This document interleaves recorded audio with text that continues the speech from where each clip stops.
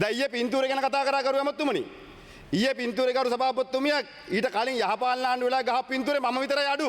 යහපාලන ආණ්ඩුව වෙලාව ඔය ටීම් එකත් එක්කම අනුර කුමාර මහත්තයාත් වාඩිලා ඒ පින්තූරේ හිටියා. එකම වෙනස මම අයින් වෙලා අනුර කුමාර මහත්තයා අයින් වෙලා මම ඒ පින්තූරේට ඇවිල්ලා. දැන් ඒ පින්තූරේට වයින්නවා. විපක්ෂ නායකතුමා කැඳවලා තිබුණානේ මේ සමස්ත විපක්ෂයේම එකතුවක්. දැන් මොකද්ද මේ හේතුව? හරිද? ඉතින් මම හිතන්නේ විපක්ෂ නායකතුමාට මොකක් හරි දෙයක් ඉතුරුලා තිබෙනවා නම් ඒක නැති කරගත්ත එක තමයි ඊයේ වුණේ. විපක්ෂයේ දේශපාලන පක්ෂ එක්ව පසුගියදා පැවැත් වූ සාකච්ඡාව සම්බන්ධයෙන් පාර්ලිමේන්තුවේදීද විවිධ අදහස් පළ වුණා. මීගමුවේ සිද්ධියක් සිද්ධ වුණා. මහා ඛේදවාචකයක් නිර්මාණය වුණා. මං අහන්න කැමති අධිකරණ ඇමතිවරයා ඇතුළු මේ රජයේ කවුද වග කියන්නේ? Who is responsible? කාගේද වගවීම? Who is accountable? දැන් මේ accountability responsibility වගවීම වගකීම කියන ලිට්මස් ටෙස්ට් එක තුල පැහැදිලිවම අපි විශ්වාස කරනවා අධිකරණ ඇමතිවරයාට හෘද සාක්ෂියට එකඟව මේ තනතුරු හොබවන්නට බැහැ කියන කාරණා. හැබැයි ඇත්ත වශයෙන්ම එතුමා කෙරෙහි තිබෙන විශ්වාසය භංග වෙන්නේ, පළුදු වෙන්නේ මේ කාරණාව මතම නෙවෙයි. අද එතුමා අධිකරණ ඇමතිවරයා සිටින කාලේ පැහැදිලිවම අපේ රටේ අධිකරණයේ නිදහසට, විශ්වාසනීයත්වයට, විනිශ්චයකාරවරුන්ගේ ගෞරවයට අද මරු පහරක් රජය එල්ල කරමින් යනවා. එක පැත්තකින් අභියාචනාධිකරණයට, ශ්‍රේෂ්ඨාධිකරණයට පත් කළ යුතු ගරු විනිසුරුවරුන් පත් කරන්නේ නැහැ. මොකද ඇත්තම කියනවා නම් රජය හිතන්නේ මේ ඉන්න විනිසුරුවරුන් සුදුසු නැහැ කියලා පත් කරන්න. එක්කෝ ඒක එහෙම නැත්නම් හිතනවා මේක මානසික අල්ලසක් හැටියට පාවිච්චි කරන්න. විනිසුරුවරුන් පත් කරන්නෙත් නෑ අභියාචනාධිකරණයට, ශ්‍රේෂ්ඨාධිකරණයට. ඒ අතරතුර අභියාචනාධිකරණයේ විනිසුරුවන්ගේ, ගරු විනිසුරුවන්ගේ විශ්‍රාම වයස 63 සිට 65 කරන්නට, ශ්‍රේෂ්ඨාධිකරණයේ විනිසුරුවන්ගේ විශ්‍රාම යාමේ වයස 65 සිට 67 කරන්නටත් මේ දරන උත්සාහය නිසැකවම ප්‍රජාතන්ත්‍රවාදය විනාශ කිරීමේ උත්සාහය. අධිකරණයේ ස්වාධීනත්වය සම්පූර්ණයෙන්ම කුඩුපට්ටම් කිරීමේ උත්සාහය.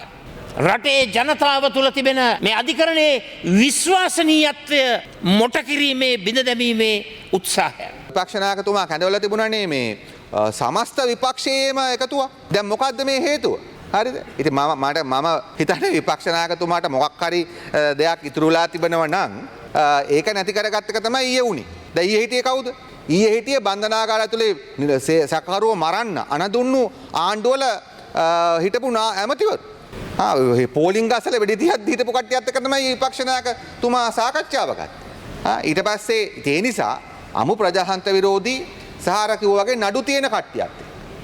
අද අපිට පේන දේ තමයි අද මේ විපක්ෂ නායකතුමා ඇතුළු කණ්ඩායමට යම් පිරිසකට වෙලා තියෙන දේ තමයි ගරු සභාපතිතුමනි, මෙතන ඉන්නවා පහුගිය මහා පරිමාණ මේ රට විනාශ කරපු, අන්තර්ජාතිකව මේ රට හුදකලා කරන්න කටයුතු කරපු රාජපක්ෂලා, එකට කඩේ ගියපු වෙනත් කණ්ඩායම් විශාල පිරිසක් ඉන්නවා.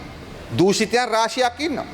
ඒ දූෂිතයන් රාශිය දැන් බලනවා මොකක් හරි ක්‍රමයකට මේක ආණ්ඩුවට ගහන්න අධිකරණය යොදා ගන්න.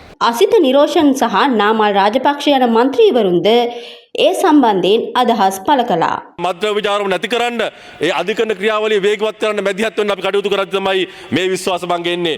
ඒ නිසා ගරු නියෝජ්‍ය කතානායකතුමනි, මේ තියෙන්නේ ආණ්ඩුව ගෙන යන මේ වත්මන් වැඩපිළිවෙලට පිළිබඳව තියෙන බිය, විපක්ෂයේ අපරාධකරුවන් තියෙන බිය තමයි මේකේ ප්‍රකාශයටපත් වෙන්නේ. වත්මන් පාලනය තුල අපි මේ වංචාව දූෂණයට එරෙහිව වැටමදමින් අපරාධකරුවන්ට එරෙහි ගෙන යන මේ සටන අපි ශක්තිමත් කරලා තියෙනවා.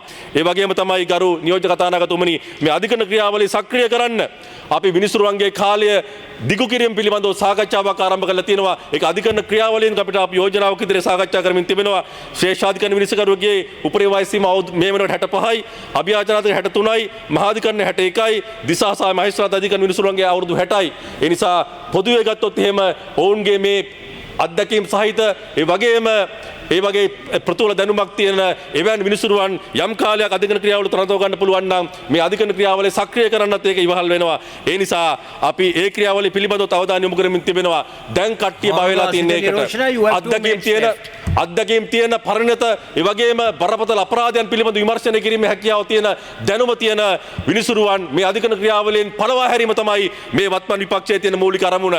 දැන් ඊයේ අපි දැක්කා සාකච්ඡාවක් පවත්වනවා. ඒ ෆොටෝ එක නම් ආයි මසුරම් ෆොටෝ එකක් ගරු නියෝජ්‍ය කතානායකතුමනි. ඒ ෆොටෝ එක දැක්කාම හුදී ජන පහන් සංවේගය ඇති වෙන ෆොටෝ එකක්. අපි ගහපු කතිරේ මොනතරම් පළදායිද කියන එක ඒ ෆොටෝ එකෙන් තේරෙනවා කියලා තමයි රටේ මහ ජනතාව කියලා කියන්නේ. දැන් ඊයේ පින්තූරය ගැන කතා කරා කරු ඇමතුමනි. ඊයේ පින්තූරේ කරු සභාපතිතුමිය ඊට කලින් යහපාලන ආණ්ඩුව වෙලා ගහ පින්තූරේ මම විතරයි අඩු. යහපාලන ආණ්ඩුව වෙලාව ඔය ටීම් එකත් එක්කම අනුර කුමාර මහත්තයාත් වාඩිලා ඒ පින්තූරේ හිටියා. එකම වෙනස මම අයින් වෙලා අනුර කුමාර මහත්තයා අයින් වෙලා මම ඒ පින්තූරේට ඇවිල්ලා. දැන් ඒ පින්තූරේට වයින්නවා. ඔයාලා ඒකත් එක්ක වාඩි වෙලා දේශපාලනය කරලා ඩීල් එක දානකොට හොඳයි. හැබැයි ඒ පින්තූරේට දැන් බැන්නට එදා ඒ පින්තූරේට අනුර කුමාර මහත්තයා. තේින්ද කරු සභාපතිතුමිය අපි පැහැදිලිවම කරු අධිකරණ ඇමතුමනි මේ කාරණය සම්බන්ධයෙන් ඔබතුමා වක්කීම් බාරගත්තා. ඔබතුමා ඇවිල්ලා කිව්වා මාධ්‍යට මම වක්කීම් බාර ගන්නවා කියලා. හැබැයි වක්කීම් බාරගත්තා කියලා මේකෙන් ඈත් වෙන්න බෑ කරු සභාපතිතුමිය. මේ සිද්ධිය ඇත්තටම තියෙන්නේ මේ බන්ධනාගාර සම්බන්ධ ප්‍රශ්නයක් නෙමෙයි. අද ආණ්ඩුව අධිකරණ ක්‍රියාවලිය තුළ හරි සාර්ථකව කරගෙන ඉන්න මං හිතනවා. මං අවංකවම විශ්වාස කරනවා ලංකාවේ අමාත්‍යාංශ ගත්තොත් මුදල් අමාත්‍යාංශය ජනාධිපතිතුමාගේ අමාත්‍යාංශ නිසා විතරක් නෙමෙයි මුදල් අමාත්‍යාංශය හරියට කරපු නිසා තමයි අපි ඔය මෙට්‍රෝ බස් වෙන්න පුළුවන් අර බස් වෙන්න පුළුවන් ඔය ඔක්කොම බස් දාන්නේ. සල්ලි නැත්නම් කොහොමද කරන්නේ? අපි වැටුප් වැඩි කරන්නේ කොහොමද?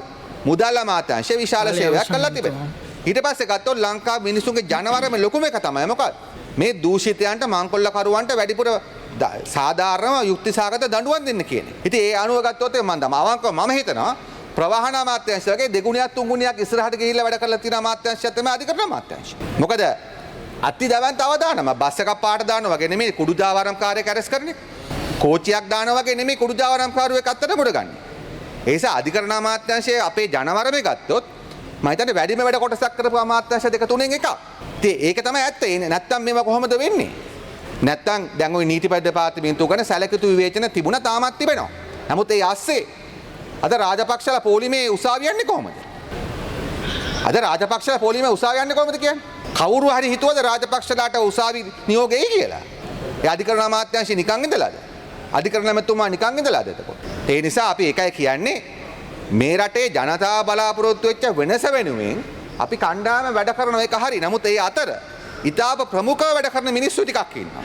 ඒ අය අගය කරන්න ඔබතුමාලට තියෙන්නේ. ඔබතුමාලා කවදාවත් විශ්වාස කරන්න එපා ඔබතුමාට බලයක් ගන්න පුළුවන් කියලා පරණ දේශපාලන ක්‍රමවලට ගිහිල්ලා. එහෙනම් ඔබතුමාට වෙනම ජනතාවකුත් ගේන්න වෙයි 77 ඡන්ද දුන්නු කට්ටිය නැවත ගේන්න වෙයි. ඒ අය වෙනස් වෙලා තියෙන්නේ. ඒ වෙනසේ ලොකුම කාර්යභාරයක් කරපු අමාත්‍යාංශයක් තමයි අධිකරණ අමාත්‍යාංශය.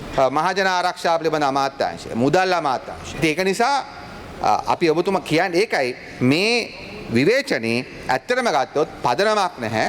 අපි ඒ නිසා ආණ්ඩුවක් වශයෙන් මේ කටයුතු සම්පූර්ණ කරන්න. මේ අඩුපාඩුවක් අපි දන්නවා වෙලා තිබෙනවා. ඒක සම්පූර්ණ කරගෙන යන්න අපි උපරිම වශයෙන් කටයුතු කරනවා.